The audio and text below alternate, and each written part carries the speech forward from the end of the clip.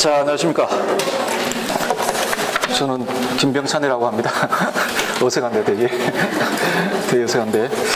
합격 설명회라고 되어 있는데, 합격 설명회라는 용어가 굉장히 부담스러운 용어입니다. 굉장히 부담스러운. 마치 합격 설명회를 들으면 합격을 할 것 같은 그런 부담스러운 용어라 제 자신도 굉장히 부담스러운데, 비도 오고 뭐 이런 날에 오시느라고 고생 많으셨는데 뭘 좀 얻어갔으면 좋겠는데, 보나마나 뻔한 이야기를 하게 될 겁니다. 보나마나 이야기를 될 것이고, 합격하는 길은 별 뭐 다른 방법이 없습니다. 무슨 방법이 있겠습니까? 열심히 공부하는 수밖에. 다른 방법이 없거든요. 다른 방법이 없는데, 자, 그래서 뭐 어쨌든 간에 공부를 열심히 하셔야 합격을 한다라는 게 논지입니다. 그 논지고, 그게 그 방법밖에 없을 거라고 생각을 하는데요. 공부를 하려면 그런데 무작정 할 수는 없으니까 뭐 어떻게 해야 될 것인지만 좀 살펴보도록 합시다. 근데 공부를 하려면 제일 먼저 확정을 해야 될 게, 무엇인가를 대상으로 공부를 해야 될 거 아닙니까? 그죠? 그러니까 공부를 해야 될 영역, 소위 말해 뭐 출제 영역이라고 보통 이야기되는, 그래서 공부의 영역, 공부의 대상을 좀 확인을 할 필요가 있겠고, 이 대상을 가지고 어떤 방식으로 공부할 것인지에 대해 좀 살펴봐야 될 것 같습니다. 그래서 자, 먼저 우리 제가 뭐 자료는 보실 필요 없을 것 같은데, 나눠드린 것 중에 공부 영역이라고 되어 있을 겁니다. 우리 과는 여러분 잘 아시죠? 출제 영역이 뭐 몇 가지로 이렇게 나눠져 있습니다. 첫 번째가 소위 교과 교육론이라고 불려지는 영역이 있고, 두 번째가 크게 이야기해서 교과 내용학이라고 불려지는 영역이 있는데, 이 교과 내용학 안에는 윤리사상하고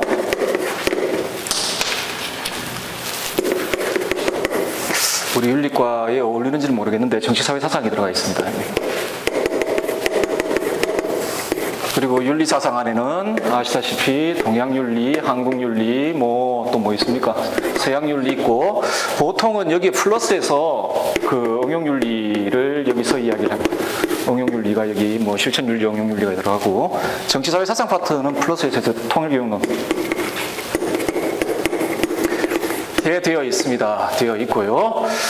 그래서 가만히 생각해 보면 그렇게 뭐 작은 분야들은 아닙니다. 굉장히 폭이 넓은 분야들인데, 제가 이 공부 영역에 대해서 말씀을 드리기 전에 일단은 제가 가지고 있는 가정을 하나 여러분들에게, 뭐 가정이라기보다는 전제를 하나 가지고 여러분들에게 이야기를 좀 해야 될 것 같습니다. 여러분들 중에 지금 공부가 이제 아마도 학부생들이 있는지 모르겠는데, 학부생도 있을 수도 있고, 다음에 그러니까 내년에 처음 시험 치는 분들도 있을 수 있고, 그렇지 않은 분들도 있을 수 있다고 생각을 합니다. 하는데, 제가 원래 강의를 할 때 제가 가지고 있는 기본적인 심정은 어떤 거냐면,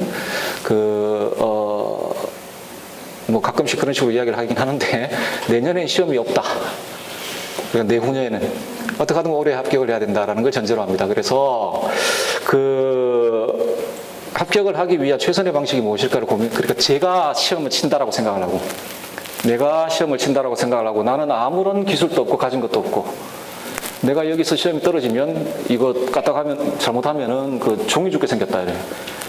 그런 전제를 두고 1년 안에 합격해야 되겠다는 전제를 두고 뭐 이렇게 강의를 하는데, 스케줄도 그렇게 맞추고 있는데, 어쨌든 간에 작은 영역은 아니고 저걸 1년 안에 다 해결을 해야 된다는 이야기죠. 해결을 해야 된다는. 자, 좀 세부적으로 한번 보도록 할까요? 교과 교육론 한번 보도록 합시다. 자, 교과 교육론 안에 좀 파트를 몇 가지를 좀 나눠볼 수가 있겠습니다. 하나가 도덕발달 심리학하고, 다음에 도덕교육론이라는 파트가 있고, 다음에 도덕과 교수학 방법, 다음에 평가, 다음에 교육과정, 이렇게 되어 있습니다. 보통 우리 이 교과 교육론 관련되어 있는 시험의 영역들은 크게 이 네 범주 안에서 다 출제가 됩니다. 다 출제가 되고, 그 첫 번째 보시면 도덕발달 심리학하고 도덕교육론 있죠. 그 안에 그 제가 그 공부 영역이라고 해서 좀 모아놔 봤는데 요 안에 뭐 도덕 그 교육과 교육론뿐만 아니고 아까 윤리사상이라든지 정치사회사상도 마찬가지인데 그 우리 교육과정 다음에 기출문제 뭐 이런 것들 있지 않습니까? 그런 것들을 지금까지 좀 살펴봤을 때 그게 출제되고 다음에 교육과정에 좀 부합하는 그런 영역들이 있습니다. 그 영역들을 좀 살펴봤을 때 대략 이 정도로 포섭이 되어 있습니다. 이론들이 뭐 정치문서가 행동주의 학습이론, 뭐 벤드로의 학습이론, 사회학습이론, 인지발달론, 뭐 레스트 튜리엘 뭐 등등등등 그럼 읽어보시면 될 텐데요. 자, 제가 지금 말씀드리고자 하는 건 지금 요 박스 안에 여러분들 자료 안에 있을 텐데 요 박스 안에 들어가 있는 사람들 그러니까 학자들 이론들 있잖아요. 이론은 기본입니다. 여러분들 1년 동안 공부해서 시험을 치시려면 적어도 요 공부 영역 안에 들어가 있는 학자들이나 이론에 대한 공부를 하셔야 된다는 이야기입니다. 빼놓지 않고 공부를 하셔야 합니다. 물론 그 시험이란 100가지를 준비하면 그 중에 5가지가 나오는 게 시험입니다. 100가지를 죽으라고 100가지를 공부를 해요. 100을 공부하면 그 중에 5가지가 나옵니다. 그런데 시험을 보고 나와서 있잖아요. 이런 심정이 들 때가 있을 겁니다. 내가 이런 시험 보려고 그렇게 공부했나라는 자괴감이 든다라는 생각이 들 때가 있어요. 그러면 차라리 낫습니다. 차라리 그런 그 심정이 들면 그건 해결을 했다는 이야기 아닙니까? 그 시험이 쉽게 느껴졌다는 것이고 그리고 그거 관련되어 있는 공부를 했다는 이야기 아닙니까? 그런데 시험 딱 보고 와 이거 난생 처음 보는 거다. 아 공부 좀 더 할 걸. 그런 심정이면 문제가 생깁니다. 그 모든 시험은 다 그렇습니다. 임용 시험이든 무슨 시험이든 뭐 대학에서 치는 시험이든 뭐든 간에 5개를 풀기 위해서 100 이상을 준비해야 되는 게 시험입니다. 어쩔 수 없습니다. 하기 때문에 제가 지금 적어도 제가 기본이라고 이야기한 건 적어도 이것 정도는 다 준비를 하셔야 된다는 이야기입니다. 여기서 여러분들 공부하시다 보면은 뭐 플러스에서 더 할 게 생긴다고 생각하면 그건 여러분들이 알아서 더 플러스에서 하시면 되는데 적어도 저 안에 들어가 있는 학자들 이론들은 공부를 하셔야 되고요. 밑에 마찬가지입니다. 뭐 도덕과 교수학습 방법이라고 되어 있는데 쭉쭉쭉 나와 있습니다. 나와 있고 자 마찬가지로 다 하셔야 됩니다. 다음에 평가인데요. 뭐 평가의 원리, 방향, 영역, 기준, 여러분 특히 교육과정에 보면 저런 거 다 나와 있죠, 그죠? 나와 있고 수행평가, 수행평가의 방법, 지금까지 기출되어 있던 문제들이나 뭐 이런 것들 중심으로 해서 한번 모아봤습니다. 주로 중점적으로 다뤄주고 있는 부분들. 다음에 도덕과 교육과정은 외워야 됩니다. 외워야 돼요. 교육과정은 무조건 외워야 됩니다. 무조건 외워야 된다라고 말씀드릴 수 있을 것 같습니다. 자, 제가 말씀드리고 하는 거 지금 당장 뭐 외우라 뭐 그런 이야기는 지금 제가 말씀드리고 싶은 건 여러분들 1년 안에 시험 준비해서 합격을 하기 위해서는 적어도 이 기본적 영역 내에 들어와 있는 이론 및 학자는 다 공부를 하셔야 된다는 이야기입니다. 하셔야 된다는 이야기고 동양윤리 한번 볼까요? 단촐하죠? 단촐합니다. 동양윤리 단촐해요. 유교 누구 있습니까? 공자, 명자, 순자, 주의, 왕양명입니다. 물론 유가의 역사에는 수많은 학자들이 있습니다. 수많은 학자들이 있는데요. 뭐 예를 들어서 한당 시대도 그 유명한 학자들도 있고 한데 적어도 지금까지 우리 교육과정 내에 그리고 지금까지 기출된 문제들 등등등 좀 살펴봤을 때 유가 사상가들 뭐 이렇게 한정되어 있습니다. 그래서 적어도 기본적으로 저 정도. 다음에 도교는 노자장자입니다. 노장, 다음에 불교 뭐 쭉쭉쭉쭉 나와 있죠. 나와 있고 기타라고 되어 있는데 좀 기타로 묻기에 좀 미안한 학자들입니다. 죄송한데 양주묵자, 한비자 정도 나와 있습니다. 그리고 한국윤리는 더 단촐합니다. 유교 같은 경우는 저 세 분을 계속 돌아가면서 냅니다. 어떨 때는 같이 내기도 하고 따로 내기도 하고 돌아가면서 냅니다. 제 생각이 지금 올해 시험제도 바뀌고 올해 이제 내년 되면 시험 몇 번째죠? 한 5번째쯤 보는 건가요? 시험제도 바뀌고 5번째죠? 고민스러워질 때가 슬슬 될 겁니다. 출제자들도. 이 서술형 시험은 객관식 시험하고 달리 내다 보면 낼 게 없어요. 문제를 한 몇 년 내면 사실상 별로 낼 게 없어요. 서술형은. 객관식은 문장만 바꾸면 됩니다. 객관식은 선택지의 문장만 요리조리 아주 교묘하게 바꾸면 똑같은 문제가 달라 보여요. 달라 보이는데 서술형 문제는 내다 보면 사실상 좀 별 낼 게 없어요. 14개였거든요. 노장 같은 경우에 저 보세요. 도교 노자 아니면 장자입니다. 노자 아니면 장자거든요. 다른 뭐 누굴 내겠습니까? 그죠? 노자 아니면 장자인데 저 한 몇 년 내다 보면 진짜 힘들 겁니다. 출제자들도 힘들 텐데 어쨌든 간에 이 정도 뭐 고유사상 뭐 근대사상 이 정도입니다. 자, 서양이 좀 학자들이 많습니다. 문제 비중은 동일한데 그 범주별로 문제 비중은 동일한데 공부해야 될 양이 꽤 많아요.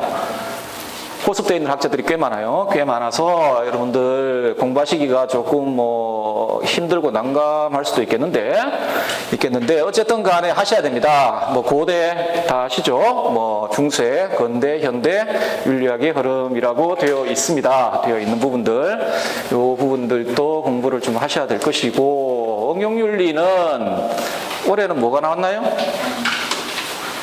올해는 안락사 나왔나요? 안락사가 출제가 되었던 모양인데 보통 그 응용윤리 관련해서는 크게 한 4범주로 출제가 됩니다.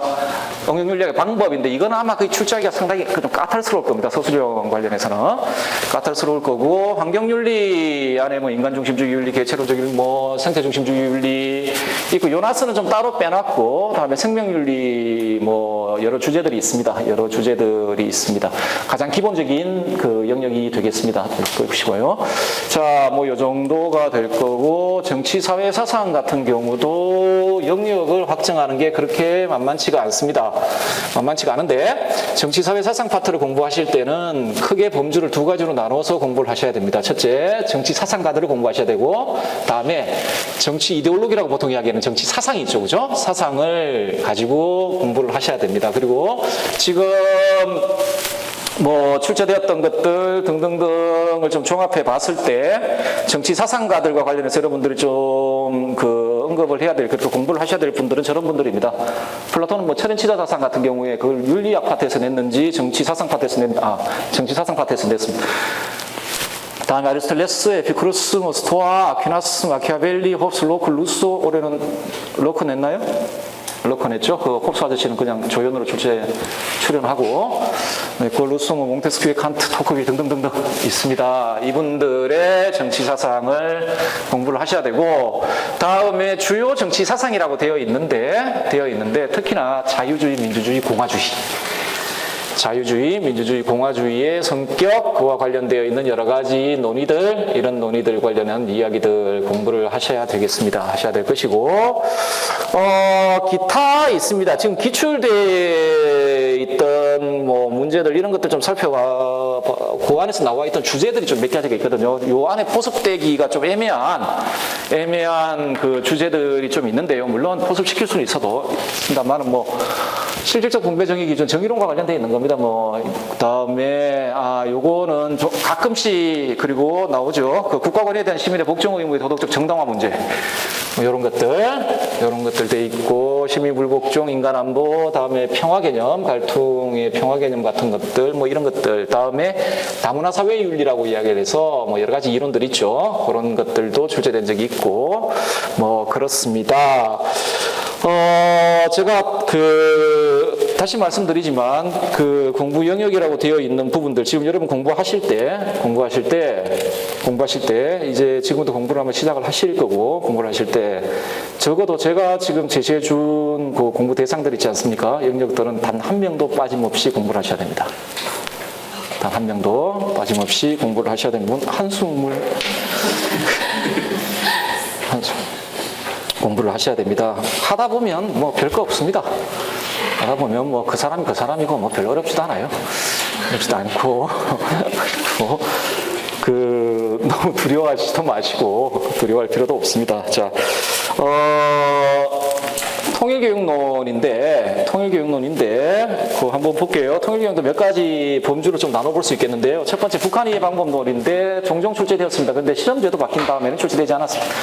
하고 통일교육 그 접근법 있고 다음에 국제관계로는 매우 빈번하게 출제가 됩니다. 매우 빈번하게 출제가 되고요. 다음에 통일의 의미, 통일의 필요성인데 이게 아마 몇 년 전에 출제가 됐을 겁니다. 그 편익 논리라고 이야기되는 부분들, 다음에 남북한 통일 방안, 다음에 북한 사회의 이해 부분들 있죠. 뭐 인권 문제 이런 것들 가지고 출제하기도 하고 뭐 그랬거든요. 통일부 자료를 중심으로 해서 한번 쭉 살펴보십시오. 살펴보시면 될 겁니다. 요 범주 내에 나와 있는 내용들 중심으로 공부를 하시면 됩니다. 그러면 여러분들은 합격을 합니다. 별로 어렵지 않죠? 합격의 길은? 어렵지 않습니다. 이거 공부하면 합격을 한다. 합격을 한다. 어렵지 않습니다. 자, 영역이 이 정도 영역입니다. 영역이고, 다시 한번 말씀드리지만, 한 주제나 영역도 빼놓지 말고 하셔야 됩니다. 그래야 됩니다. 나오든 나오지 않든 그거는 시험장에서, 아까도 말씀드렸지만, 다 나오는 건 아니죠. 저 중에서 정말 10가지도 안 나올 겁니다. 안 나오는데 준비는 100을 해야 됩니다. 어쩔 수가 없다는 합격을 하기 위해서는. 자, 우리 이제 공부 영역은 이 정도라고 보시고요. 이제 그렇다면 그 대상들을 가지고 우리가 어떤 방식으로 공부할 것인가를 좀 살펴보도록 합시다. 네, 이거는 우리 기출문제, 이 동네는 기출문제 유형을 가지고 일단은 조금 살펴보도록 합시다. 기출문제 유형은 크게 3가지로 나눠져 있습니다. 그죠? 어떻게 돼 있죠?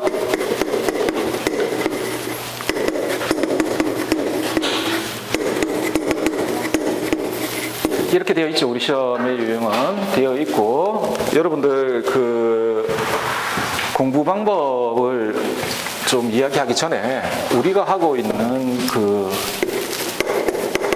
학문의 특징을 좀 살펴볼 필요가 있습니다. 우리는 수학을 하고 있는 게 아니고, 한다고 물리학을 하고 있는 것도 아니고, 사회학을 하는 것도 아니고, 그렇지 않습니까?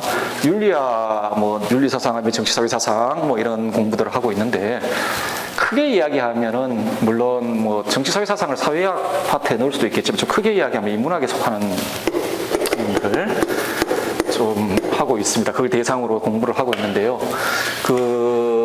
인문학에 포섭되어 있는 학문들의 기본적인 스타일들은 있죠. 다 있습니다. 그 중에 그런 이론들이 가지고 있는 구조들이 있어요. 이론들이 가지고 있는 구조들이 있거든요.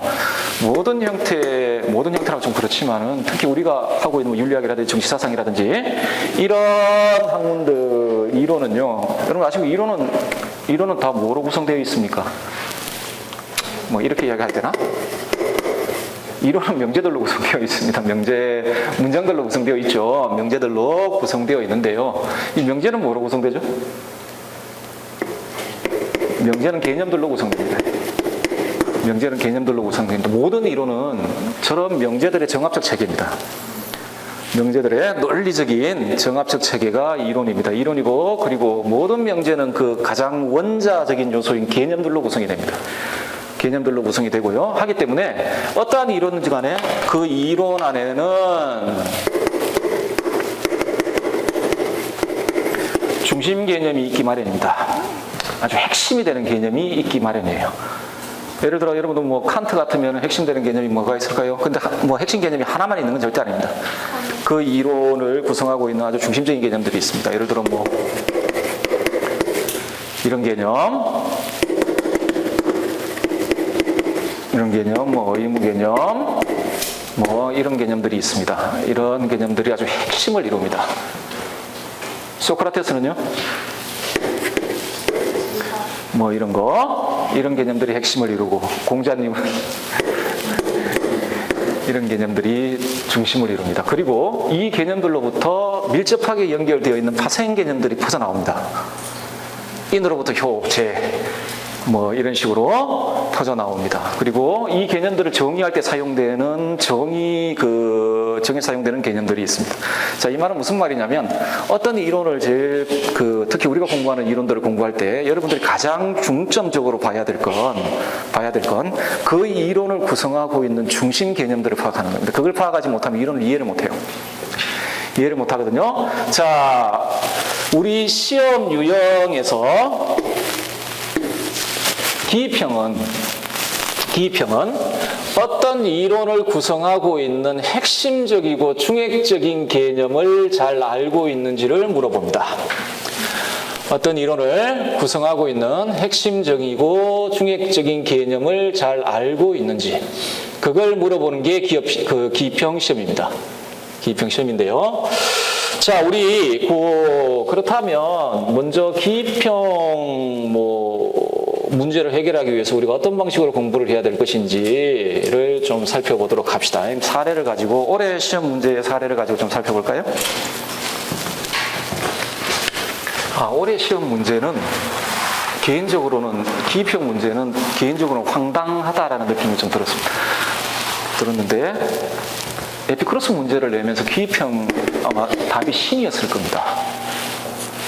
이거 왜 냈는지 이해가 안 됩니다. 이게 별로 중요하지 않은 개념입니다. 이게 왜 에피크로스한테 이 개념이 중요한지는 저는 이해가 안 됩니다. 그 출제자가 이 개념을 그렇게 중요하게 생각했는지 에피크로스한테는 신이라는 개념 아무 의미가 없어요. 이거 에피크로스 윤리학에서 아무 의미가 없습니다. 이건 중요한 개념이 아닙니다. 그런데 왜 이걸 출제를 했는지에 대해서는 저는 전혀 그러니까 무슨 의도로 전혀 이해가 안 되는데 어쨌든 간에 한번 보도록 합시다. 자, 기입형 대비 공부. 제가 세 가지를 이야기를 했거든요. 이론 체계를 구성하는 주요 개념 숙지하고, 이론 체계를 구성하는 주요 개념 의미 숙지하고, 이론 체계를 구성하는 주요 개념 원문을 통해 파악한다라고 되어 있죠. 자, 일단은 첫 번째 사례를 한번 봅시다. 다음은 한국 사상가의 주장인데요. 괄호 안에 공통으로 들어갈 용어를 오늘 기출문제 분석하는 시간 아닙니다. 자, 보세요. 어린아이는 아는 것이 없지만 착하다고 칭찬하면 좋아하고 나쁘다고 꾸짖으면 성낸다. 그렇죠? 자, 도덕은 수치심이 없지만 청렴하다고 칭찬하면 기뻐하고 탐욕스럽다고 꾸짖으면 슬퍼한다. 이거 원래 정약용 선생님이 성기호를 논증할 때 그 심리학적 방식으로 논증하는 아주 허술한 논증입니다.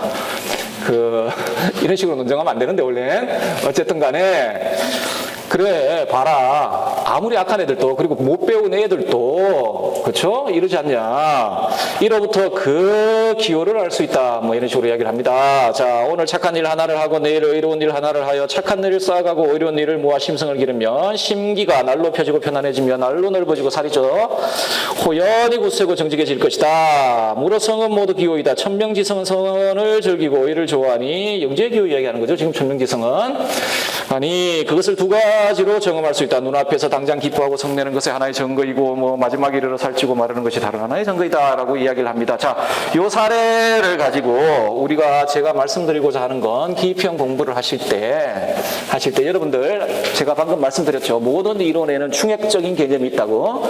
정약용 선생님은 다산 선생님의 이론 체계에서 가장 핵심적인 개념은 성기호입니다.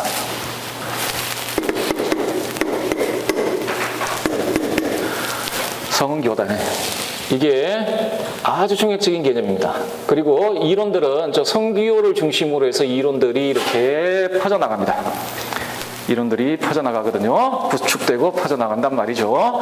자, 요 사례를 보셔서 아시겠지만 어떤 이론든지 간에 여러분들 그 이론을 구성하고 있는 가장 중심적인 개념들 그 10개가 안 넘어가요.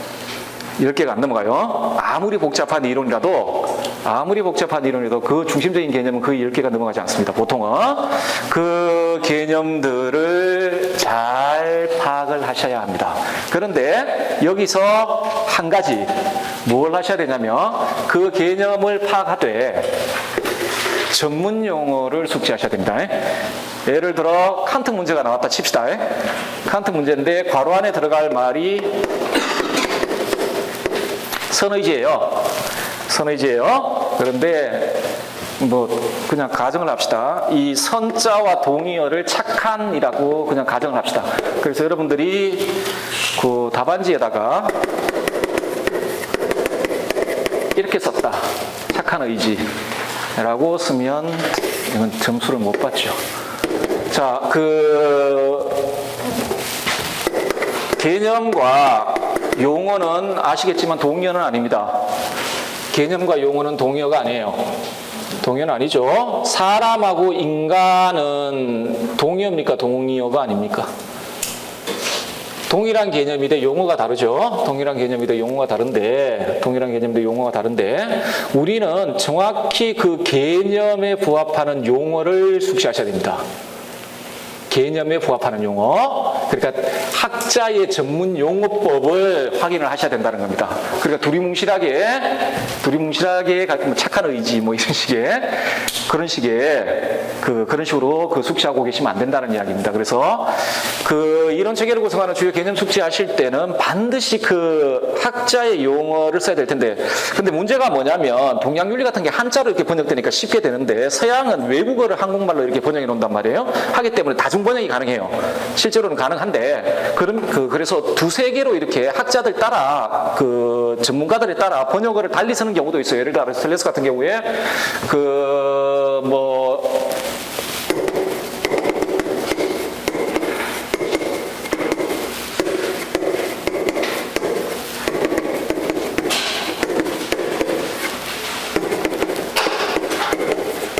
한 단어를 가지고 이런 식으로 번역을 하기도 합니다. 이런 식으로 번역을 하기도 하거든요. 이 경우는 뭘 써도 상관이 없어요. 그런데 적어도 일반적으로 통용되고 있는 전문적 용어들을 파악을 하고 계셔야 됩니다. 그래서 숙지를 하셔야 되고요. 자, 두 번째 사례 한번 볼까요? 다음 가상대의 괄호 안에 들어갈 용어를 쓰시오라고 되어 있습니다. 우리 다 읽지 말고 밑에 도덕교육 이론가라고 되어 있죠. 그거 한번 보도록 하겠습니다. 그와 관련된 접근법으로 괄호 접근법이 있습니다. 이거 정의공동체 접근법을 말하는 건데요. 자, 이 접근법은 학생들 개인의 도덕적 추론 능력을 발달시키면서 동시에 일상생활에서의 실천에도 관심을 기울입니다. 이를 위해서 이 접근법은 공정함과 도덕성에 초점을 맞춘 개방적인 토론을 장려하고 보다 높은 단계의 추론을 접하게 함으로써 인지적 갈등을 자극합니다. 또한 규칙 제정과 적용에 대한 공적인 참여를 권장할 뿐만 아니라 높은 단계의 집단적 유대를 강조합니다. 되어 있죠. 자, 여러분들 만약에 이 괄호 안에 들어갈 개념을 쓰기 위해서 힌트가 되는 부분은 뭐죠? 결국 그 첫 번째 문장 밑에 다음 문장들은 전부 그 개념을 설명하고 있는 문장입니다. 그래서 그 뒤에 나와 있는 개념을 설명하고 있는 내용 있지 않습니까? 그 내용을 보고 괄호 안에 들어갈 개념을 쓰는 겁니다. 자, 이 말은 달리 이야기하면 기평 문제를 제대로 해결하기 위해서 먼저 그 개념을 숙지한다는 말 하나 이미 함축되어 있는데 그 개념이 가지고 있는 의미를 정확히 이해하고 숙지하고 계셔야 됩니다.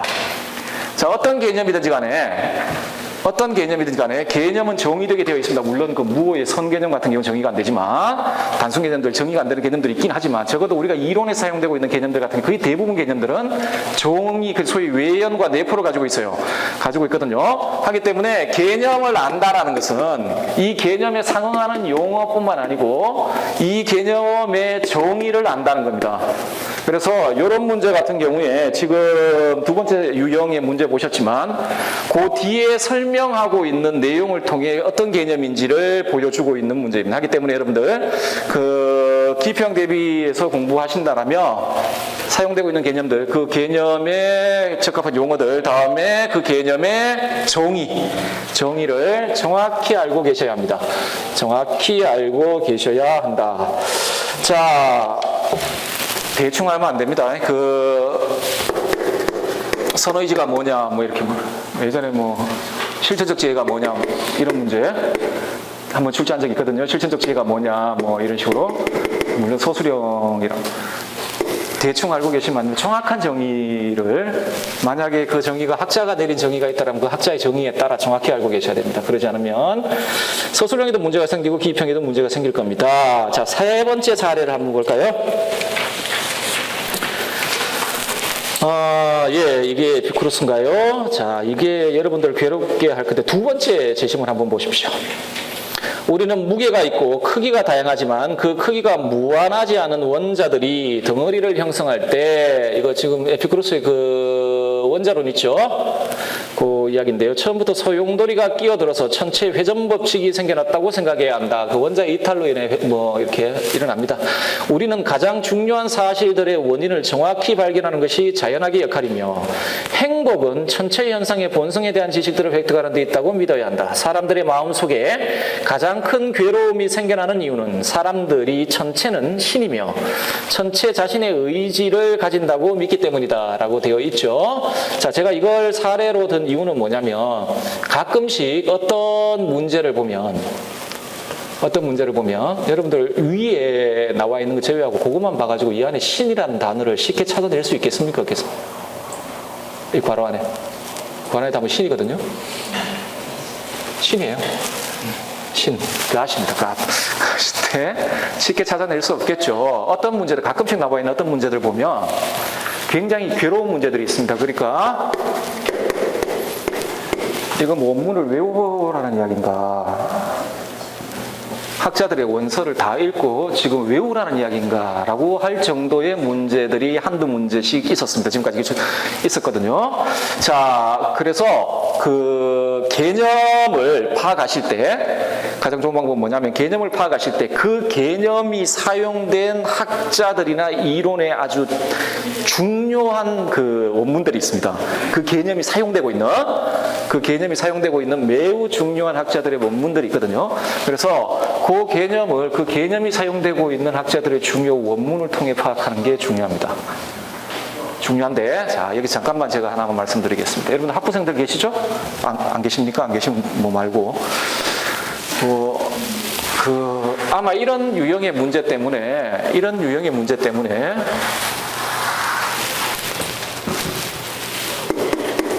원서에 대한 부담이 좀 있으신 걸로 알고 있는데, 원서에 대한 부담이, 이 원서를 읽어야 될까?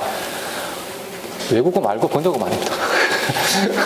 원서를 읽어야 될까라는 고민이 있을 거라고 생각을 합니다. 있을 거라고 생각을 하는데요. 해야 되는데, 학부 1, 2학년생이면 학부 때 열심히 읽어야죠. 근데 아까 제가 어떤 전제를 가지고 있다고 말씀드렸습니까? 1년 안에 합격을 해야 된다는 전제를 가지고 있다고 말씀드렸죠. 학부 과정을 거쳐오면서 열심히 그 원문 원서들을 읽고 뭐 그러셨다면은 크게 문제가 안 될 것 같은데, 그게 안 돼 있는 상태에서 1년 안에 합격을 해야 한다라는 목표를 가지고 지금부터 공부하면서 원서에 손대는 건 사실상 제가 봐서는 굉장히 어리석은 짓입니다. 예를 들어 서양 윤리학인데 고대부터 시작하면 제일 먼저 플라톤 칩시다. 소크라테스부터 합시다. 소크라테스면 소크라테스 주요 4대 저작이 있습니다. 파이돈 이런 것들이 있거든요. 아니면 그나마 플라톤 봅시다. 국가 10편으로 구성되어 있고 한 700페이지 넘어갑니다. 거의 1000페이지 가깝습니다. 국가 니코마코스 윤리학 500페이지 넘어갑니다. 그렇죠? 넘어가죠. 칸트 윤리형이성학 정초, 분량은 작아요. 혼자 읽으면 무슨 소리 하는지 모르죠. 소리 하는지 모를 가능성이 매우 높습니다. 매우 높거든요. 이 굉장히 위험한 시도일 가능성이 있습니다. 그러니까 딱 잘못하면 한 두 달 정도 그냥 날려버릴 수가 있어요. 이거 한번 원서 가지고 이해를 해봐야 되겠다라고, 예를 들어 해겔 법철학 강요 한 달 가지고 안 됩니다. 안 되고 그렇게 되어 있습니다. 그래서 좀 고민을 좀 해봐야 되는데, 제가 추천드리는 방식은 원문은 가급적 많이 보는 게 좋습니다. 원문은 그래서 가급적 많이 보는 게 좋은데, 과연 물론 이거는 개인마다 다릅니다. 개인마다 다른데, 제가 만약에 그런 상황이라면, 지금까지 원문을 가지고 공부한 적이 없는 상태에서 지금 출발해서 12월 달에 시험을 봐야 되는 상태라면은 지금 원문을 1페이지부터 마지막까지 읽겠다라는 계획은 세우지 않겠다는 거예요. 저는. 그리고 원서가 한두 권이 아니에요. 여러분들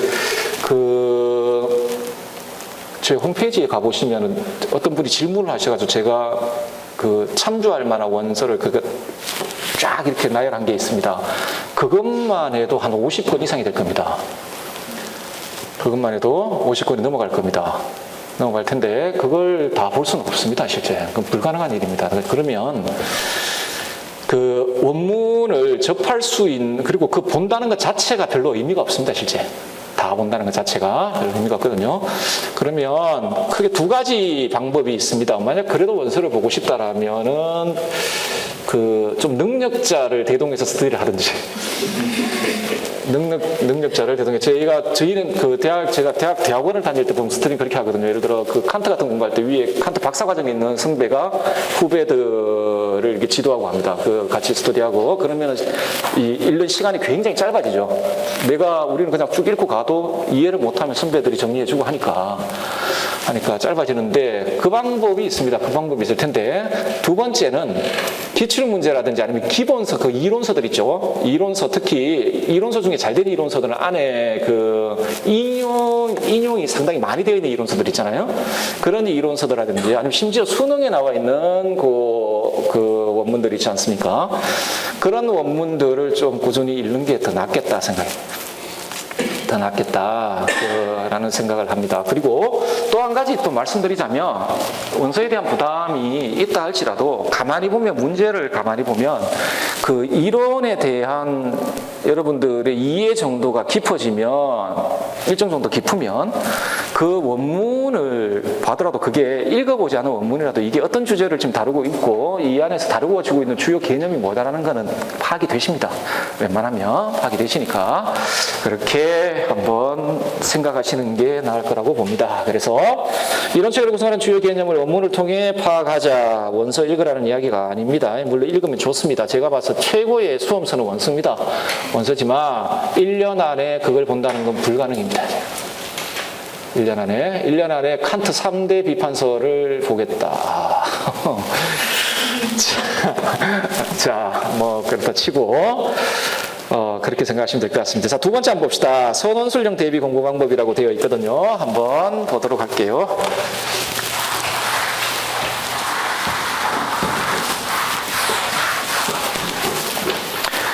첫 번째 사례 한번 볼까요? 올해 나온 문제입니다. 다음은 서양 사회 사상가의 주장입니다. 괄호 들어갈 말을 쓰고 제1원칙이 제2원칙보다 우선한다는 것의 의미를 서술하시오 라고 되어 있습니다. 1원칙, 2원칙 이런 롤수밖에 없는데 그리고 그 괄호 안에 들어갈 말은 그 2원칙 중에 공정한 기획운동의 원칙입니다. 그래서 지금 공정한 기획운동 뭐 이렇게 될 겁니다. 되고 요 이야기 한 다음에 롤즈의 정의론을 보면 축차적 서열에 대해서 바로 이야기를 합니다. 그 정의의 두 원칙의 축차적 서열에 대해서 이야기를 하고 1원칙이 2원칙보다 우선한다라는 말의 의미는 이렇다 저렇다라고 롤즈가 말을 하는데 그거 쓰라는 이야기입니다. 지금 그걸 쓰라는 이야기인데 이 문제는 가장 전형적입니다. 서술형 시험에서 가장 전형적인 시험인데 한 전형적인 유형입니다. 그래서 이 문제는요, 이론 체계를 구성하는 주요 주장들과 그것들에 포함된 개념 숙지하라고 되어 있죠. 자, 아까도 말씀드렸지만 모든 이론은 중심적인 개념들이 있고 이 개념들과 개념들이 결합해서 이 주장들이 주장과 주장들이 결합해서 전체적인 하나의 이론 체계가 구성이 됩니다. 하기 때문에 그 중심적인 개념들로 구성되어 있는 주요 개념들로 구성되어 있는 주장들이 있습니다. 그 주장들을 파악하셔야 됩니다. 소위 말해서 이론을 파악하셔야 된다는 이야기죠. 주장들을 파악하셔야 되는데 롤즈한테 중요한 건 뭐겠습니까? 정의의 원칙 굉장히 중요하잖아요. 중요하고 그 정의의 원칙과 관련 정의의 원칙의 내용 및 그 정의의 원칙들 사이에 축차적 서열이라는 롤즈의 이론이 있습니다. 그 이론적 주장들 있잖아요. 그 중요한 주장들입니다. 그거 쓰라는 이야기입니다. 굉장히 전형적인 문제입니다. 하기 때문에 어떤 이론이든 간에 그 이론 체계를 구성하고 있는 매우 중요한 주장들 있죠. 근데 여러분들 공부해 보시면 그 주장들이 아무리 복잡한 이론이라 하더라도 20개 이상 안 넘어갑니다. 그것도 가만히 보면 20개 이상 잘 안 넘어가요.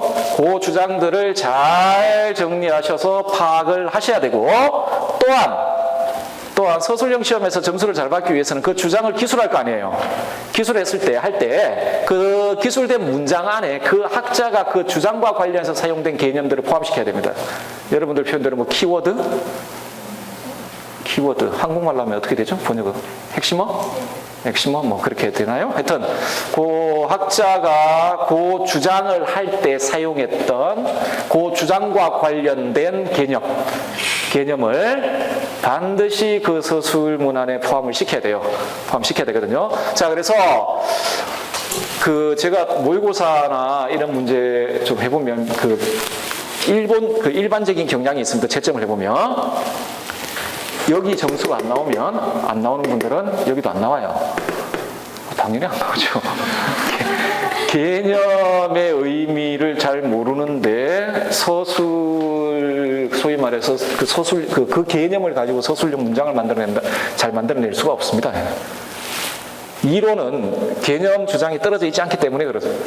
그렇죠? 붙어 있기 때문에 그렇게 되어 있습니다. 하기 때문에. 자, 이게 가장 기본입니다. 이론 공부하실 때 주장을 정리하셔야 됩니다. 주장을 정리하시고 그 주장을 정리할 때 그 주장은 문장으로 구성되어 있을 거 아닙니까? 그 문장 안에 포함되어 있는 개념들, 정확한 개념들을 사용해서 그 주장들을 정리를 하셔야 되고 그걸 익히셔야 돼요. 익히셔야 되고요. 잘 이해를 하셔야 되죠. 자, 두 번째 한번 볼까요? 이것도 올해 나온 문제인데 다음은 서양윤리사상가의 가상토론입니다. 괄호 안에 들어갈 용어를 쓰고 밑줄 친 물음에 대한 답을 쓰시오라고 되어 있습니다. 갑은요, 밀입니다. 밀이고, 행복은 바랄 만한 것이며 목적으로서 바랄 만한 것은 오로지 행복뿐이다. 나아가 행복은 그 누구의 것이든지 동등한 가치를 지닌다. 편의의 원칙과 구별되는 공리의 원칙에 정취하는 가치 판단 기준에는 즐거움과 괴로움이 포함된다. 하나의 즐거움이 또 다른 하나의 즐거움보다 더 가치 있다고 할 수 있는데 이는 두 가지 즐거움을 모두 경험한 사람들 모두 또는 그 대부분이 더 선호하는 즐거움이 더 바랄 만한 즐거움이라는 것을 의미합니다. 그래서 미래 공리주의에 나와 있는 원래는 이렇게 붙어 있지는 않습니다. 단락이 떨어져 있는데 그걸 묶어놨습니다. 지금 묶어서 그냥 이렇게. 자, 그러니까 사회자가 그런데 행복 자체가 중요한 것만큼 누구의 행복인지도 중요한 것 아닌가요? 전혀 알지 못하는 사람의 행복보다 내 자신의 행복과 가까운 사람의 행복만을 고려하는 경우가 많지 않나요? 그런 경우에 을 선생님의 견해를 여쭙고 싶네요. 이럽니다. 그렇죠? 자, 하니까 어른 흉입니다. 흉인데 사람들이 자신의 행복과 가까운 사람의 행복만을 고려하는 경우가 많은 것은 사실입니다. 그렇다고 해서 그런 판단에 따른 행동이 반드시 올바른 것은 아닙니다. 이성은 정념에 봉사하고 복종하는 역할만을 담당할 뿐입니다. 다른 사람을 위해 자신을 희생해야 한다고 판단할 수 있더라도 이를 실제 행동으로 옮기는 경우는 흔치 않습니다. 그런데 정념이 적절하게 작동하는 사람이라면 자신의 행복과 가까운 사람의 행복만 추구하지는 않습니다. 사회자 그렇다면 을 선생님께서는 사람이 자신의 행복과 가까운 사람의 행복만을 추구하지 않는 까닭은 무엇이라고 생각하시나요? 라고 이야기했죠. 자, 서술형 문제의 두 번째 전형적인 유형입니다. 이유를 묻는 문제가 종종 나옵니다. 서술형 문제에서 자, 아까 말씀드렸지만 이론은 어떻게 되어 있다고요? 개념으로 구성되고 개념이 모여 주장이 됩니다. 개념이 모여 어떤 주장이 되죠. 주장이 되는데 여러분 아시겠지만 그 이론이 정합적인 이론이기 위해서 소위 논리적인 이론이기 위해서는 어떠한 형태든 이론가들은 어떤 주장을 했을 경우에 그 주장은 반드시 어떤 근거에 의해 지지하게 되어 있습니다. 근거에 의해 지지하게 되어 있거든요. 자, 그래서 중심적인 주장이 있습니다. 예를 들어 소크라테스라면 이런 주장을 한단 말이죠. 소크라테스가 아레테는 에피스테메다 이렇게 주장을 해요. 소크라테스 대화편에 보면 아레테는 에피스테메다 그건 지식이다 이렇게 주장을 하죠. 자, 그 주장만 하고 끝나면 안 되죠. 그 주장에 대한 근거를 계속 제시를 하거든요. 자, 따라서 서술형 문제 시험을 잘 준비하시기 위해서는 먼저 핵심적인 주장들을 잘 파악하신 다음에 그 주장이 학자에 의해서 어떤 방식으로 지지되고 있는가 그 근거들 있잖아요. 그 주장과 관련되어 있는 근거와 관련되어 있는 이론 있잖아요. 그 이론을 파악하셔야 된다. 이건 100% 논술 문제에 대응하기 위해서도 마찬가지입니다. 마찬가지거든요. 근거. 자, 여러분 여기서 한 가지만 말씀드리자면 위에 사례 첫 번째도 그렇고 두 번째도 그렇고 지금 을 선생님께서는 사람이 자신의 행복, 가까운 사람의 행복을 추구하지 않는 까닭은 무엇이라고 생각하십니까? 라고 어디 그렇게 주장을 했어요. 흉이 그렇게 주장을 했단 말이에요. 모든 사람들은 사회적 유형성을 가지고 있는 행위나 성품에 대해서 신의 감정을 느끼고 그래서 칭찬도 하고 다음에 그 감정에 따른 행동도 한다라고 이야기를 하잖아요. 그죠? 자, 그러면은 그 주장에 대한 근거가 휴마에게 있단 말이에요. 그렇죠? 자, 그 주장과 밀접히 관련되어 있는 그 주장을 지지해주는 근거가 되는 파생되는 주장들 있죠. 주장들을 잘 파악을 하셔야 됩니다. 그러지 않으면 이런 형태의 유형의 문제들을 대처하기가 좀 힘들죠. 그래서 이런 체계를 구성하는 주요 주장들을 근거와 더불어 정합적이고 논리적으로 이해하셔야 됩니다. 무조건 암기하면 안 됩니다. 소크라테스 이러면서 1 이런 거 있잖아요. 소크라테스 1. 소크라테스를 공부를 해요. 1. 지덕일치.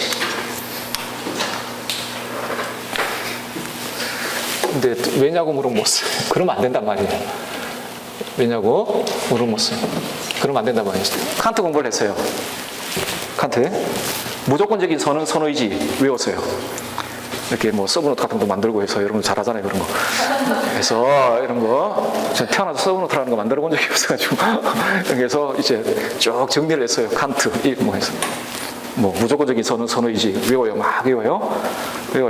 다행히도 그의 시험이 무조건적인 선은 무엇입니까? 이렇게 나오면 다행이에요. 근데 문제가 그런 식으로 안 나온단 말이에요, 문제가. 물론 뭐 기입형 그런 식으로 나올 수는 있겠죠.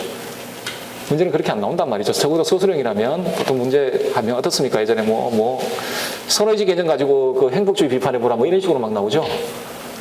그럼 선의지가 왜 예를 들어 선의지가 왜 그 무조건적인 선인지에 대한 근거, 그것에 대한 칸트의 입장이 없으면 글을 못 써요. 쓰지를 못합니다. 하기 때문에 어떤 주장이 있을 경우에 그 주장에 대한 근거 주장들이 있거든요. 그걸 정확히 파악해서 논리적이고 정합적으로 이해해야 됩니다. 모든 이론은. 자, 그렇다라는 것. 그 다음 걸 한번 볼까요? 그 다음 유형인데 한번 문제 읽어볼게요. 사례 3번. 다음 가벌은 서양 윤리사상가들입니다. 기억에 들어갈 용어를 쓰고 갑의 입장에 대한 을의 비판을 기억을 중심으로 서술하시오라고 되어 있습니다. 다 읽지 않고 문제 유형만 보겠습니다. 비판형 문제입니다.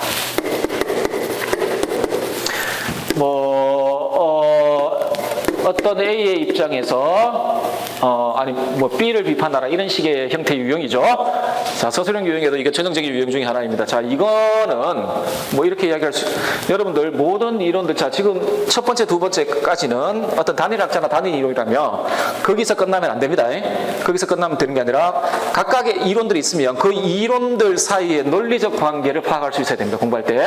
일단 논리적 관계랑 공통점, 차이점, 반대관계, 다음에 비판, 이런 것들 있잖아요. 그걸 파악할 수 있어야 하는데 이게 안 돼 있군요. 여러분들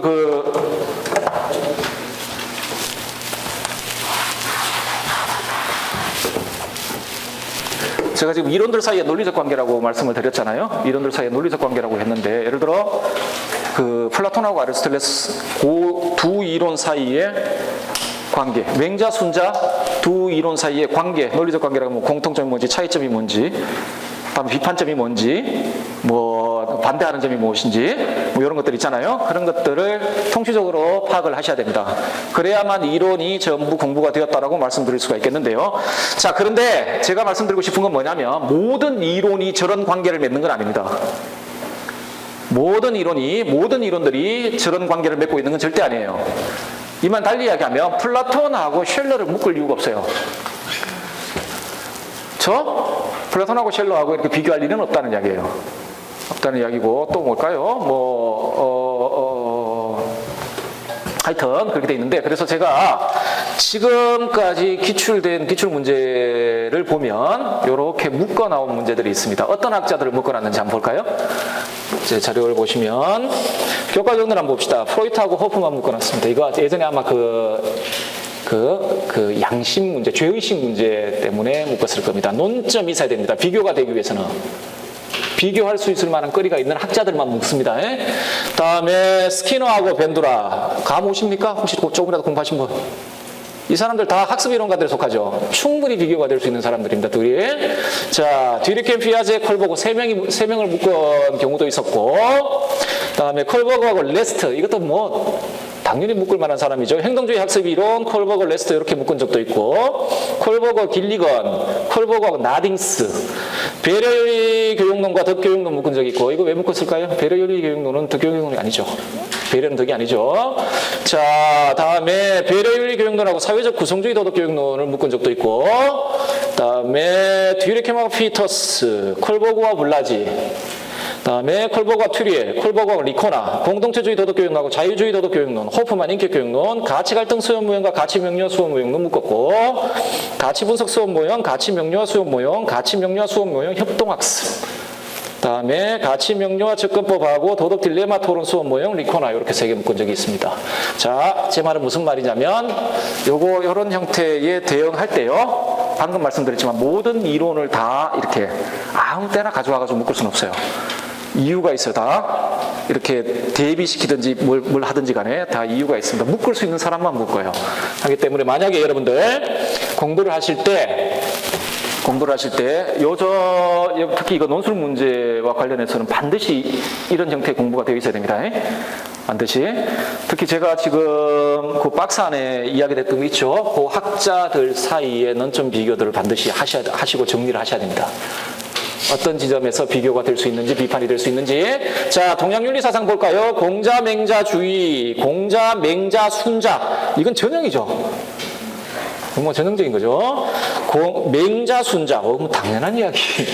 맹자, 묵자, 양주. 이것도 당연한 이야기.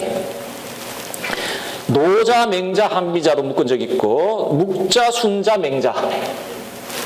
다음에 맹자, 장자. 순자, 노자. 뭐 육아사상가들하고 도가사상가들 묶는 건 너무나 자연스럽습니다. 그렇죠? 다음에 장자하고 선종인데 이건 좀 의외입니다. 이거 예전 서답형 시험 문제, 그 수양법을 좀 단순 좀 비교하는 그런 식으로 좀 나와서. 다음에 장자, 묵자, 노자, 장자, 주의, 왕양명. 이거는 뭐. 그렇죠? 자, 여러분들 보시면 아시겠죠? 그냥 묶여진 게 아닙니다. 딱 봐도 묶을 만한 게 묶여져 있어요. 어느 한쪽에서 한쪽을 비판할 수 있는 내용들이 있고 비교할 수 있는 내용들이 있고, 그렇죠? 올해 정치사회 사상 파트에 홉스하고 로크의 그 홉스의 이야기 해놓고 홉스가 이렇게 주장해놓고 그 밑에 로크 아저씨가 아닙니다 라고 이야기를 했죠. 그러니까 반대 의견사라는 거죠. 아닙니다라고 했으니까 비판을 하든 반대 의견을 하든 간에 어쨌든 간에 쓰라는 이야기 안에 홉스와 로크 사이엔 동일 논점을 두고 입장이 다르단 말이에요. 그런 사람들이 이렇게 묶여진단 말이에요. 묶여진단 말이죠. 자, 다음에 한국윤리사상 이왕 정약용, 야 전형이죠. 이왕이, 이왕 기대승, 이주의, 정약용주의 하고 의천하고 진울인데 뭐 의천 진울은 그냥 그 수양법 때문에 이건 뭐 되어 있고. 서양윤리사상 볼까요? 소크라테스, 아리스토텔레스, 플라톤, 아리스토텔레스, 에피쿠로스, 스토아, 아리스토텔레스, 에피쿠로스, 아리스토텔레스, 아퀴나스, 아우구스누스, 아퀴나스, 스피노자, 휴무, 칸트 등등등등등 되어 있죠. 되어 있고. 응용윤리는 그냥 읽어보시고 정치사회사상 볼까요? 홉스, 로크, 홉스, 루소, 밀, 하이에크, 슌페트, 루소, 롤즈, 포퍼, 롤즈, 노직, 왈츠, 롤즈, 노직, 롤즈, 왈츠, 케인즈, 하이에크, 아담 스미스, 케인즈, 자유주의, 공동체주의, 대의민주주의, 시민민주주의, 대의민주주의, 공화주의, 참여민주주의, 대의민주주의, 시민민주주의, 적극적 자유, 소극적 자유, 마르크스의 자유개념 묶은 적이 있고, 적극적 자유, 소극적 자유, 공화주의적 자유 이렇게 묶은 적이 있습니다. 자, 여러분 공부하실 때 제가 지금 박스 안에 묶어놓은 것들 있죠. 이거를 확인을 하십시오. 정리를 하십시오. 요 묶여있는 사람들 사이에 어떤 공통점, 차이점, 반대관계, 비판점이 있는지 정확히 파악을 하셔야 되는데, 한 가지만 더 말씀드리자면 그 파악하실 때 여러분들이 마음대로 파악하시면 안 됩니다. 여러분들 마음대로 파악하시는 게 아니라 진짜 그 학자와 그 학자가 실제로 이야기했던 걸 중심으로 파악을 하셔야 됩니다. 실제로. 그래서 자, 적어도 기본적으로 요 형태의 유형의 문제들을 해결하기 위해서는 그 박스 안에 들어가 있는 정도는 기본적으로 비교하실 수 있어야 됩니다. 사례 4가요. 이게 논술 문제인데 이게 아주 전형적입니다. 갑의 병은 도덕교육 이론가인데 갑과 을이 주장하는 자율성 개념을 각각 쓰고, 자, 이거는 개념 정의하는 거죠. 쓰고 그 개념의 공통점과 차이점 설명하고 비교하죠.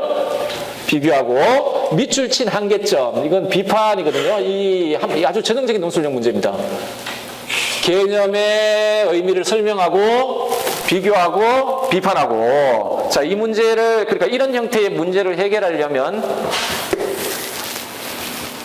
가지고 있어요. 어떤 이론 중간에 이게 되어 있지 않으면 이런 문제는 못 풉니다. 사실상 풀기가 힘들어요. 자, 이렇게 되어 있습니다. 원리는 간단해야 됩니다. 여러분 지금 이렇게 하시면 합격합니다. 이렇게 합격합니다. 종업 명령만 안다고 다 선하게 삽니까? 그렇지가 않죠. 그렇지가 않습니다. 절대 그렇지가 않거든요. 근데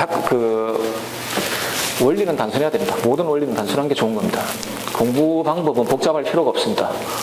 공부 방법은 공부를 하시다 보면 여러분들 불안한 마음이 있어서 이런저런 좋은 방법이 없을까 생각해 봅니다. 막 찾아보고 그래서 막 이것도 해보고 저것도 해보고 하는데 원리는 단순합니다.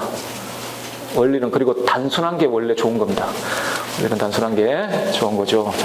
그렇습니다. 어쨌든 간에 자 저런 형태로 공부를 하시면 될 것 같습니다. 될 것 같고 자 공부 순서라고 되어 있는데요. 이거는 개인마다 다를 수밖에 없습니다. 이거. 개인마다 다를 수밖에 없는데 일단은 제가 아까도 말씀드렸지만 제가 가지고 있는 전제에서 출발을 한다고 말씀드렸죠. 그리고 자 만약에 제가 시험을 본다면 그리고 제가 지금 처해 있는 주관적인 상황이 그 윤리교육학과는 나오긴 나왔는데 대학 다닐 때 뭐 그렇게 열심히 공부 그러니까 평균적으로 공부를 했고 다음에 뭐 여러 가지 사정 때문에 그 다음에 시험을 볼 수 없을 것 같고 올해 합격을 해야 되겠다라는 상황이라면 그 상황을 전제로 한 다음에 이야기입니다. 그 상황을 전제로 해서 이야기를 하자면 첫 번째는 만약에 제일 먼저 해야 될 일은 이론을 숙지하는 겁니다. 이론을 숙지하는데 이론 숙지하려면 뭔가 있어야 될 거 아니에요. 그렇죠? 자, 뭐 교과서나 원서, 이론서 등을 이야기를 한다라고 말씀을 드렸죠. 제일 먼저 교과서 읽으셔야 됩니다. 이건 뭐 당연한 이야기입니다. 이건 너무나 당연한 이야기입니다. 여러분에게 교과서는 자, 어떤 책들이 있어요. 책은 운명이 있습니다. 책이 출판되면 책은 책마다 나름의 운명이 있습니다. 출판되자마자 무덤 속으로 사라져버린 책이 있고 어떤 책들은 이제 명저가 되는 책이 있는데 어떤 책은 경전이 됩니다.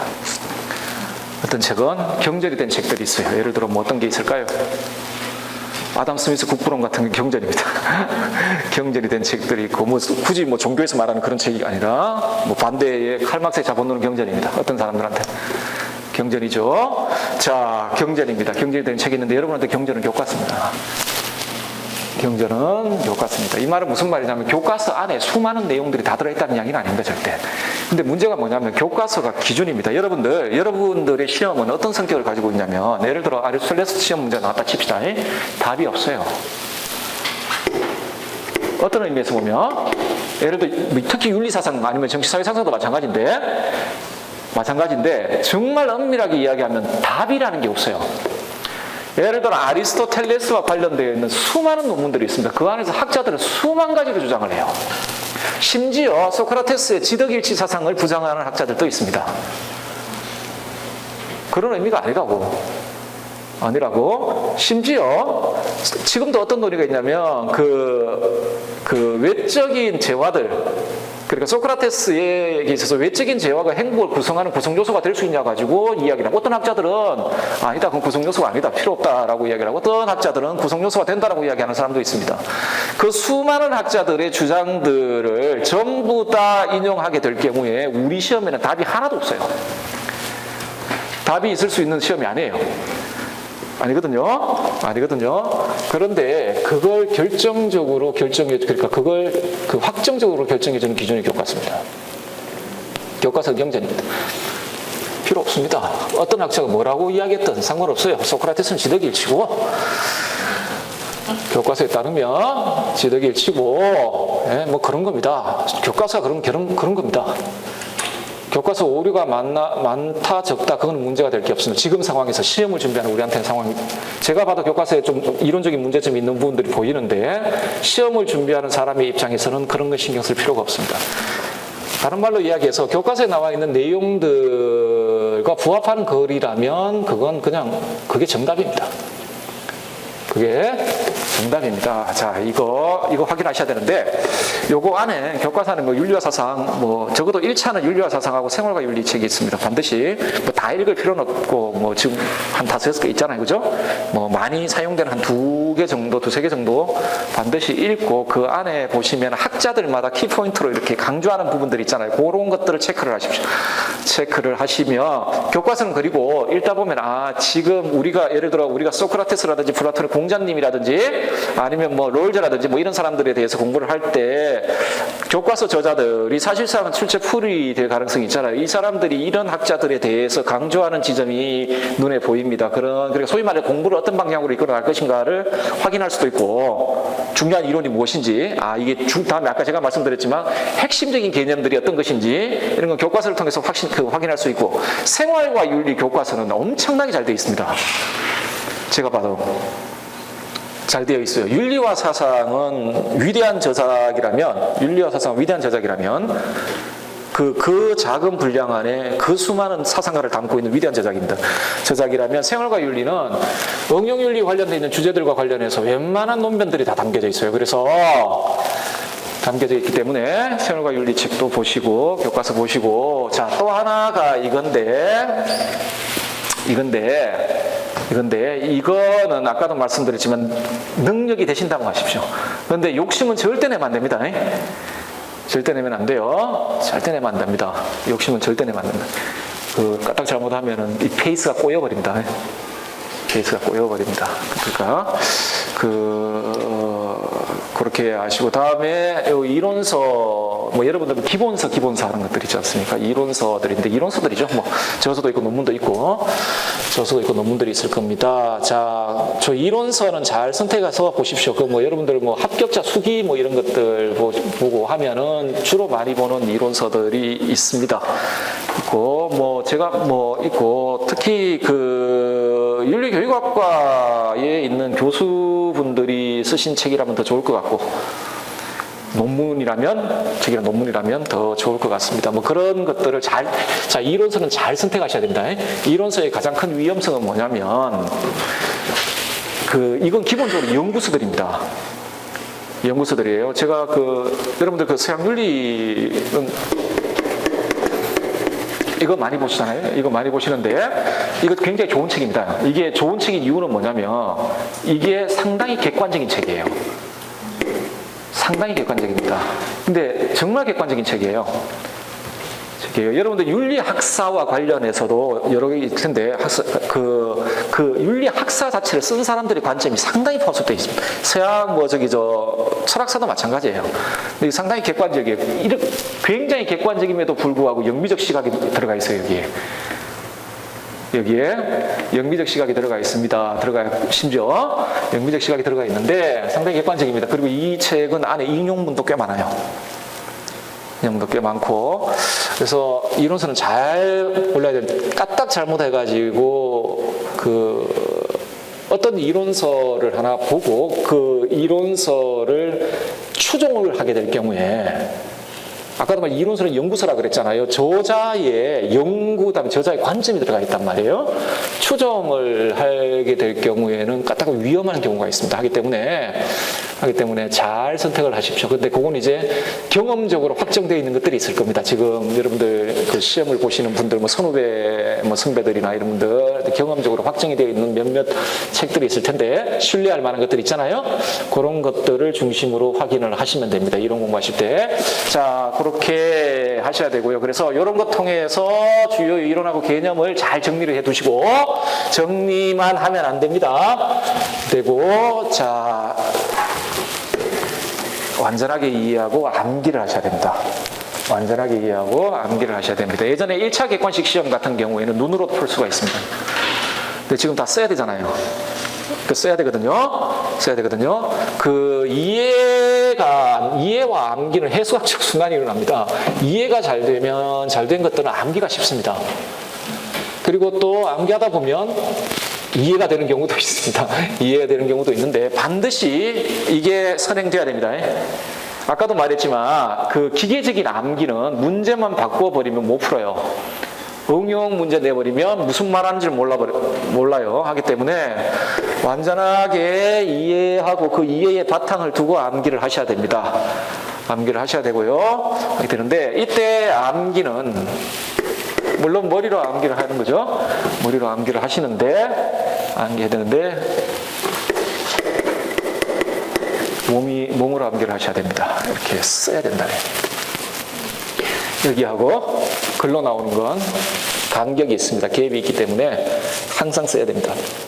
써서 암기할. 그러니까 그 팔 운동이 거의 자동적으로 나올 정도로 팔 운동이 예전에 고등학교 때 독일어 배울 때 독일어 선생님이 독일어는 관사가 있거든요.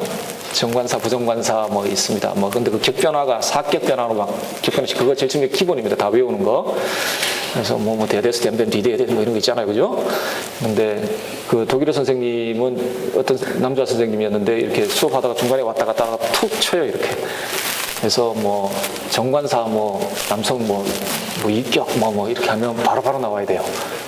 바로바로. 그러니까 거의 기계적으로 이렇게 나와야 됩니다. 기계적으로. 그래서 그 정도 이렇게 팔이 기계적으로 따라갈 정도의 암기를 말하는 겁니다. 그래야 시간을 잡아먹지 않습니다. 시간을 잡아먹지. 아마 그 시험장, 실제 시험장에 들어가서 가장 당황스러울 때가 아마 시간 문제도 있을 거라고 생각 쫓기니까. 그걸 줄이기 위해서라면 기본 개념들 같은 경우는 거의 막 자동적으로 이렇게 쓸 수 있게 그냥 머리만 이렇게 생각하는 게 아니라 손이 그냥 이렇게 자동적으로 쓸 수 있도록 그 정도로 파악이 되셔야 된다고 생각을 합니다. 자, 이게 일차적으로 이렇게 되어야 된다고 생각을 하는데 인간은 망각의 동물이기 때문에 계속 까먹게 됩니다. 반복을 계속 하셔야 될 텐데요. 여러분들 기출문제를 아마 보실 거라고 생각을 합니다. 이 기출문제 제 개인적인 견해는 기출문제든 문제풀이든 저한테는 전부 그냥 복습의 과정입니다. 저한테 주어지는 의미는 복습의 과정일 뿐입니다. 복습의 과정일 뿐인데 기출문제 마찬가지입니다. 자, 기출문제를 그 다음에 만약에 이게 일정 정도 이제 파악이 되고 정리가 되었다라면 기출문제를 한번 보는 것도 괜찮다고 생각합니다. 기출문제 내용과 관련된 이론 및 개념을 파악하는 겁니다. 기출문제에 보면 문제가 있고 그와 관련된 이론이 있고 개념이 있을 거 아닙니까?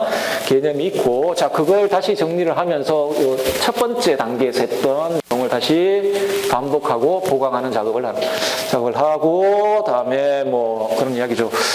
여러분들이 요게 지금 첫 시험이 첫 아닌 분들 같은 경우에는 이걸 두 번째 단계에 놓은 이유는 뭐냐면 아닌 분들 같은 경우에는 기출문제를 지금 봐도 상관은 없다고 생각을 합니다만은 만약에 첫 시험이라든지 아니면 첫 번째 단계가 조금 부족하신 분들 같은 경우에 기출문제 봐도 뭔지 몰라요.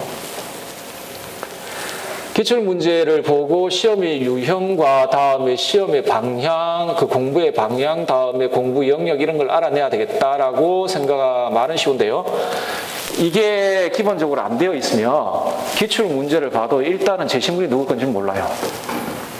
그리고 문제를 뭘 묻는지도 모르고 어떤 내용 영역과 관련되어 있는지도 알기가 힘들어요. 사실상 힘들어요. 하기 때문에 출발점을 기출문제로부터 출발하기에는 제가 봐서는 무리가 있습니다. 뭘 알아야지. 몰라요. 분석 자체가 안 돼요. 분석 자체가 안 돼요. 그리고 분석을 한다 칩시다. 이렇게 해서 예전에 뭐 예를 들어 기출문제 분석을 어느 시기부터 할지 모르겠지만 예를 들어 뭐 예전에 그 1차 객관식부터 선택지 5개 있다. 요 관련되어 있는 이론들을 이렇게 정리한다. 근데 이게 왜 문제가 되냐면 이렇게 되면 이론들이 분산돼요. 어떤 한 학자의 아까도 말씀드렸지만 이론 체계는 정합적으로 이렇게 묶여 있어요.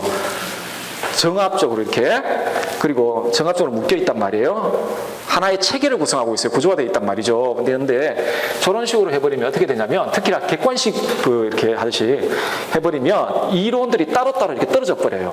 그 이론들 사이에 어떤 연관성이 있는지가 파악이 안 돼요. 그 사이에 파악이 안 된단 말이죠. 굉장히 문제가 생깁니다.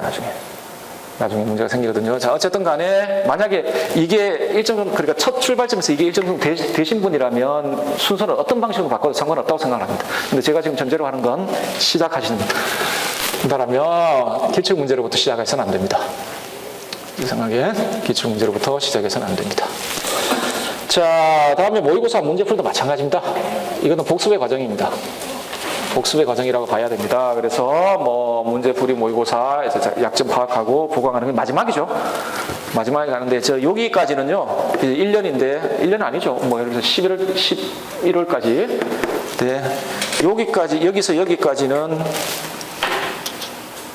여기까지는 몰라도 아직까지는 다 몰라도 모르는 게 죄가 아닌 그런 시기라면 이 단계는 너무 모르면 죄가 되는 그런 단계가 되겠습니다. 그때 가서 이제 실질적으로 자기한테 약점이 되는 부분들을 마지막에 이렇게 조금 보강하는 그런 단계로 가셔야 될 거라고 생각을 합니다. 이 정도 하면 합격합니다. 합격하는데 문제는 자기가 얼마나 하느냐 달려 있습니다. 그래서 합격 설명회라는 건 의미가 없습니다. 의미가 없는데, 자, 어쨌든 이렇게 되어 있습니다. 제가 뭐 자료에는 넣지 않았는데, 그리고 별로 의미 없는 이야기 같기도 해서 이야기를 했는데, 이제 지금 공부 영역은 아까 제가 말씀드렸던 그 영역하고 다음에 하시다 보면 더 플러스 해야 되겠다 싶은 생각이 있으시면 거기다 플러스 하시는데, 적어도 기본입니다. 기본이고, 다음에 3가지 유형의 시험 문제를 해결하기 위해서 해야 될 것들 하셔야 되고, 마지막으로 잔소리일까요? 아닐까요? 잘 모르겠으나, 어쨌든 간에 저한테 공부 자세 이런 거 듣고 싶으세요? 그런 거는 제가 공부를 유치원부터 꽤 오래 했습니다. 꽤 오래 했는데, 나중에 공부를 하다 보니까 저를 괴롭히는 게 한 3가지 정도가 있습니다. 그러니까 이건 이렇게 이야기해야 될까? 공부를 하는 사람들이 가지지 못한 3가지가 있습니다.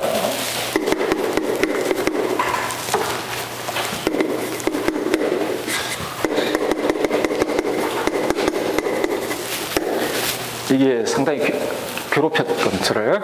시간이 없고 돈이 없고, 그다음 인신의 능력은 안에 지력하고 체력이 포함이 됩니다. 지력하고 체력이 포함되거든요. 지력하고 체력이 포함이 되는데 소크라테스 선생이 하셨던 유명한 말씀 중에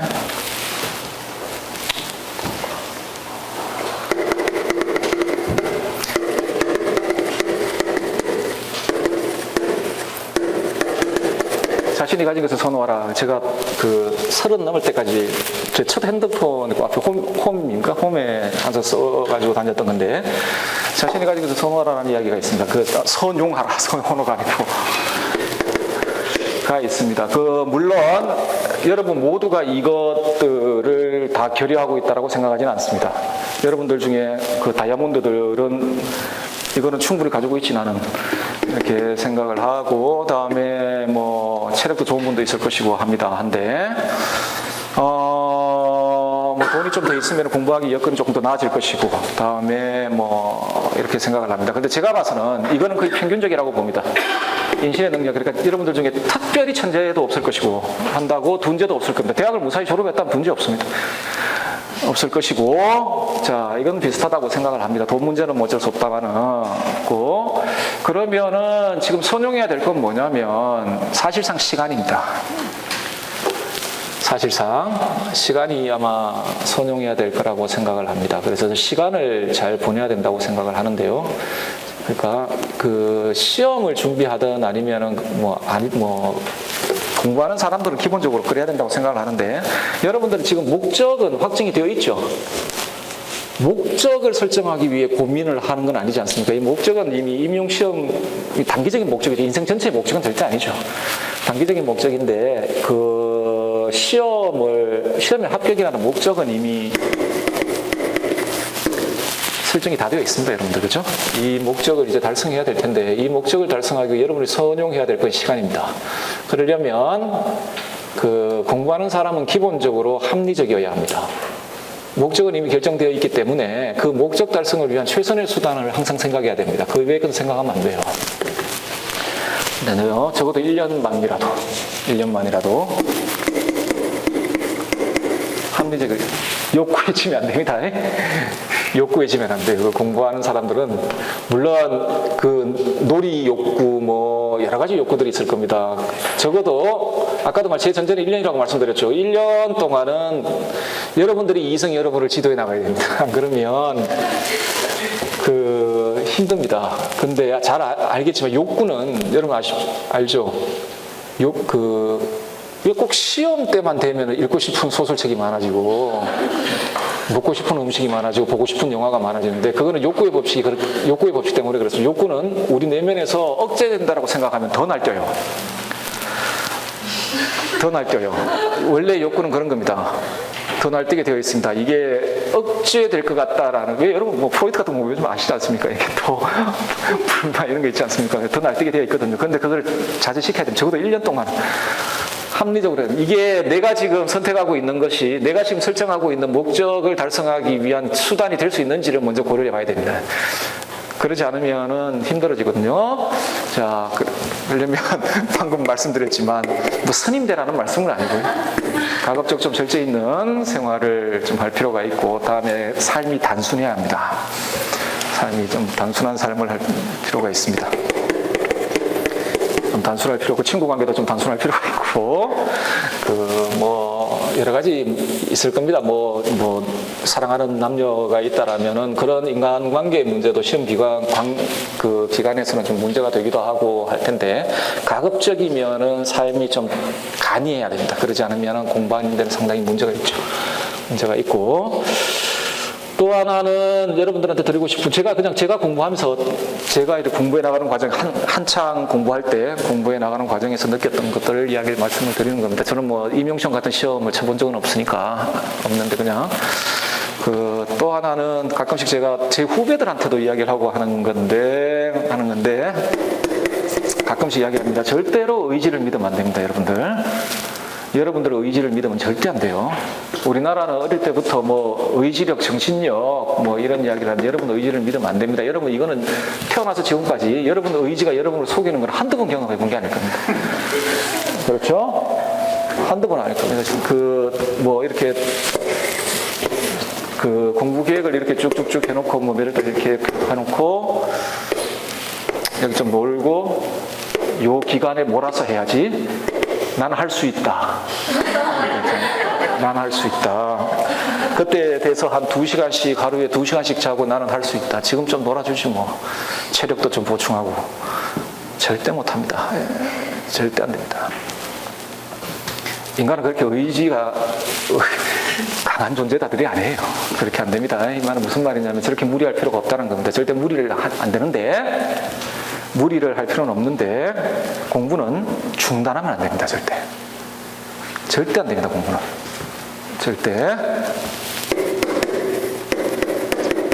절대로 무리는 할 필요 없습니다. 하루에 4시간씩 자고 1년을 버틴다는 건 3시간 자고 사당 오락, 요새도 그런 이야기 하나요?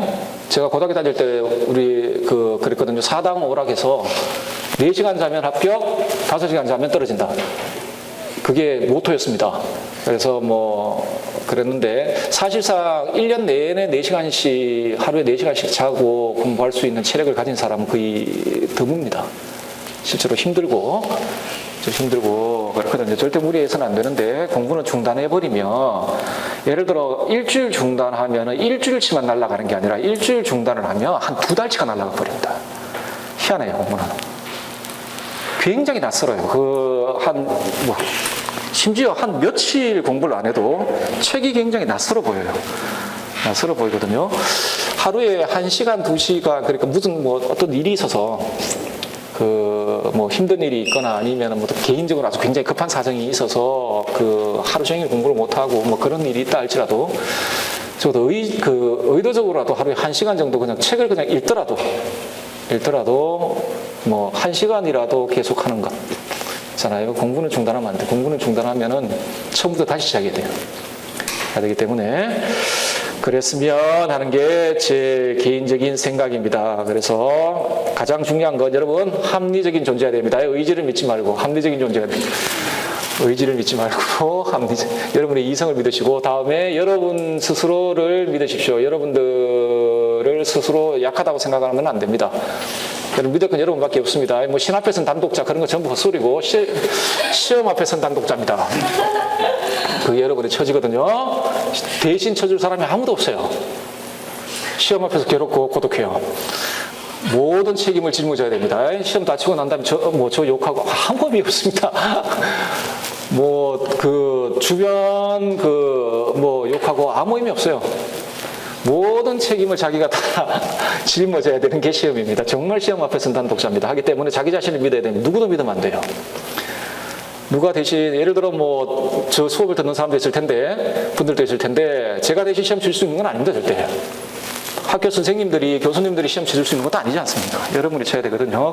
여러분 자신을 믿어야 됩니다. 믿고, 그리고 두려워해서는 안 되고, 그것까지 가면은 아마 합격할 거라고 믿습니다. 믿는데, 자, 오늘 뭐 합격 설명회라고 하는데 어디 뭐 다 합격하실 것 같죠? 제 설명을 들으니까. 네. 자, 뭐 오늘 요 정도 하고 뭐 질의응답 시간 뭐 이런 게 있는 모양인데 한 5분 정도 쉬었다가 질문하실 분 있으면 질문을 하십시오. 질문하시면. 네. 자, 여기까지 제가 준비한 거 여기까지 하겠습니다. 네.